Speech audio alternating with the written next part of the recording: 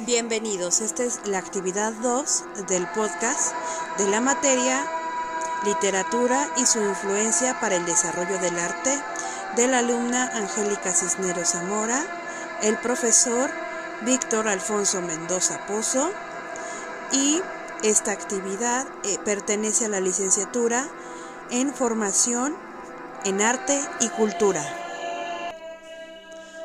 Hablemos sobre el fragmento de El paseo por la literatura de Grecia y Roma. Comenzaremos hablando de Homero y su creación literaria, la Ilíada. Comienza diciendo cólera. La literatura de Europa empieza con un estallido de esta palabra, porque cólera es la palabra primera de la Ilíada de Homero. De hecho, no sabemos si la Ilíada es el primer poema griego que tenemos. Los propios griegos debatían sobre quién tenía la prioridad, Homero o Hesíodo. Es la cúspide de una larga tradición poética en la que poco podemos saber. Los micenios hablaban griego, conocían bien el uso de la escritura, pero solo la usaban para fines prácticos. No obstante, la escritura como tal desapareció para no volver hasta el siglo VIII. Hasta entonces, solo los versos se podían componer en la cabeza del poeta, para ser cantados, recitados, y estos son los antepasados de Homero. Pero en verdad existió. En una de estas reflexiones hacemos caso para tratar de la composición de varios autores o de uno solo. El lenguaje homérico no pudo haberse hablado en ninguna época ni lugar. Es una construcción que debió de formarse a lo largo de generaciones y en el que se transmitió oralmente.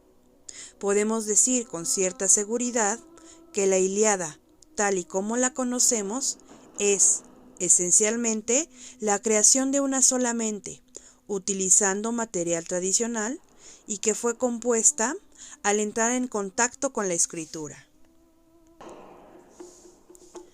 Después de Homero, la obra se dividió en 24 cantos. Los cantos del 2 al 23 de la Ilíada cubren un periodo de tan solo 3 días.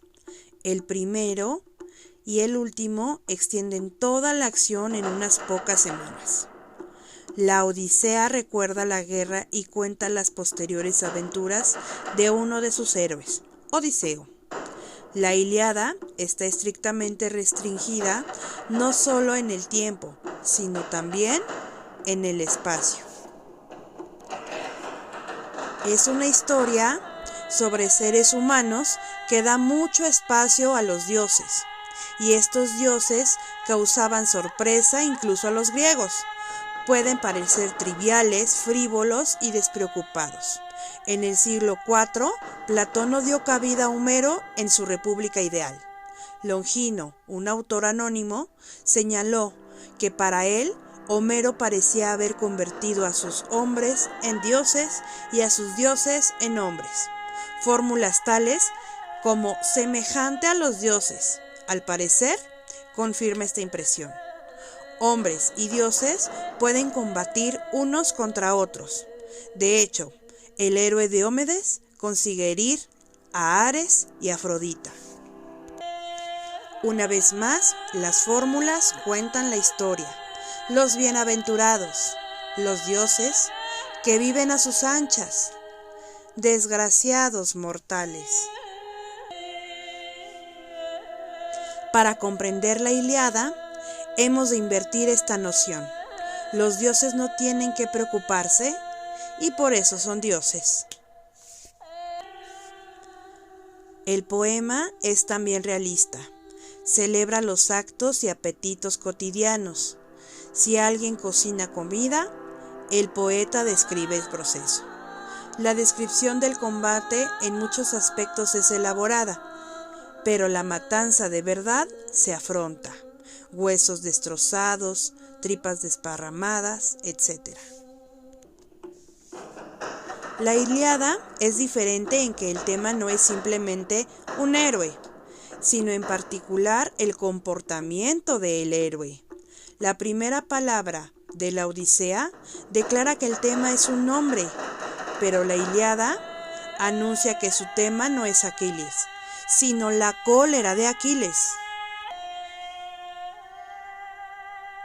Los antropólogos hacen una distinción entre la cultura de la vergüenza y la cultura de la culpa. El ideal cultura de la vergüenza que expone Sarpedón no es egoísta en el sentido corriente de la palabra, es la búsqueda de la virtud, de intentar ser el hombre más glorioso que uno pueda llegar a aspirar, y la mayor gloria se obtiene en combate. ¿Siente Aquiles culpa o remordimiento tras la muerte de Patroclo? Aquiles dice simplemente: lo he perdido. Palabras de desgarradora simplicidad. Reflexiona que no lo iba a proteger a Patroclo ni ser su ser de luz para salvarlo. Así desaparezcan de los dioses y las agentes de disputa y la ira. No soy el culpable, dice Agamenón. Soy culpable, podría haber dicho Aquiles. Pero sin embargo, ni se condena ni se excusa. Mira en su interior desde afuera y ve que hay ira en él. Para Aquiles, esto es simple hecho. No hay nada que pueda hacer para alterarlo, ni lamentarlo.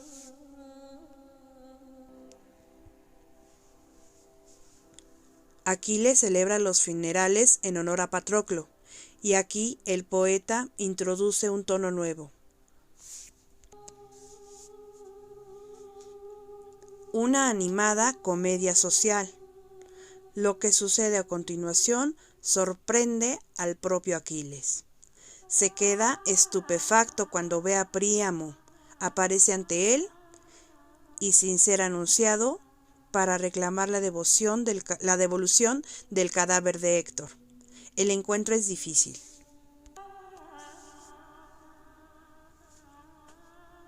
Le habla a Príamo con una nueva piedad, analizando al mismo tiempo su propia situación y comprendiendo su fatalidad.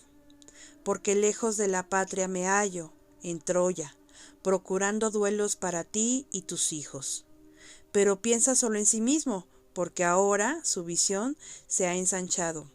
Declara que Zeus otorga una mezcla de bien y mal a algunos, y a otros nada más que males, y contempla la vida de un desgraciado, fugitivo, sin honor. Reconoce que hay personas cuya suerte es peor que la suya. A continuación, anima a Príamo a comer. Solo ahora disfrutan los dos hombres de su mutua compañía. Príamo se maravilla ante Aquiles, un hombre que se parece a los dioses, y Aquiles se maravilla ante el noble aspecto y discurso de Príamo, pero sigue habiendo una distancia. En sus últimas palabras, Príamo pide tregua. Durante 9 días llorarán a Héctor, al 10º lo enterrarán, al 11º levantarán un túmulo, y al 12º entablaremos combate si es preciso. Un eximio banquete fúnebre en las moradas de Príamo, con comida y bebida. Estos agradables y sencillos placeres es donde terminamos. Pero más allá de ese momento inmediato está la guerra, con peores desgracias por venir. Aquiles morirá, Príamo también, y Troya será destruida. Pero en el 11º día y al día siguiente se reanudará el combate, si es preciso. Pero Príamo sabía que la súplica de aquellas palabras era inútil. La Ilíada termina con un banquete y al borde del infierno. La Odisea. La Odisea se sitúa 10 años después de la guerra de Troya. Odiseo no ha regresado a casa. La diosa Calipso lo tiene prisionero en una isla remota, mientras su palacio en la isla Ítaca está ocupado por nobles del lugar, pretendientes de la mano de su esposa Penélope. Ha provocado también la enemistad de Poseidón, dios del mar, por haber cegado a su hijo, el gigante caníbal Polifémeno. Zeus decreta que Calipso libere a Odiseo. Telémaco, hijo de Odiseo, abandona Ítaca en busca de su padre. Odiseo sufre un naufragio, pero consigue tener tierra en los Feacios, donde es hallado por la princesa Nausica. En el palacio de sus padres, él relata sus aventuras y cómo fue perdiendo poco a poco sus barcos y a sus compañeros. En general, las aventuras implican a monstruos como Polifémeno, pero también a la diosa Circe, con la que tuvo un devaneo, y un encuentro con las almas de los muertos.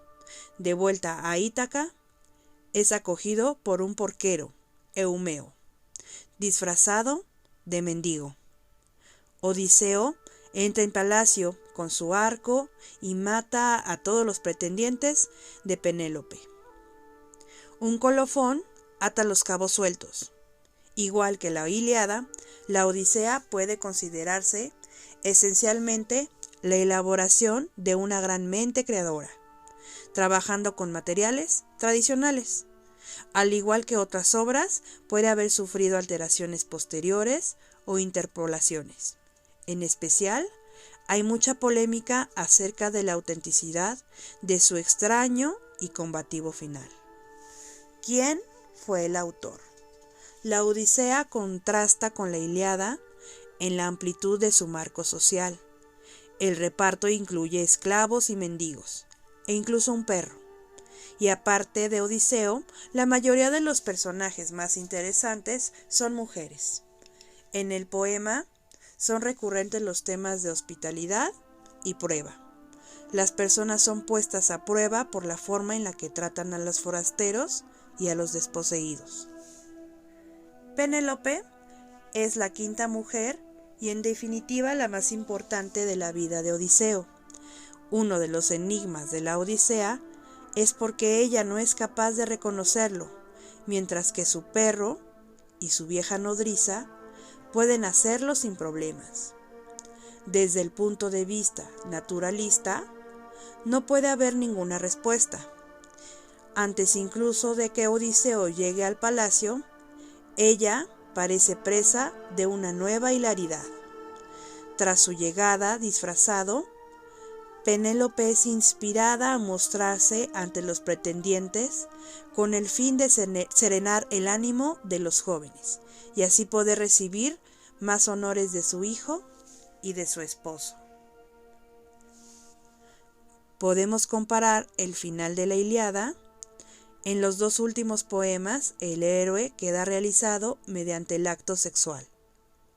En ambos, una rehabilitación pública es seguida de una privada. En ambos, la privada es más compleja y difícil porque ahonda en el corazón de la condición humana. La Odisea estudia al hombre como individuo y como animal social, y entiende que estos dos elementos de experiencia humana son indivisibles. Al final el héroe recupera a su pueblo, sus posiciones y su lugar más privado.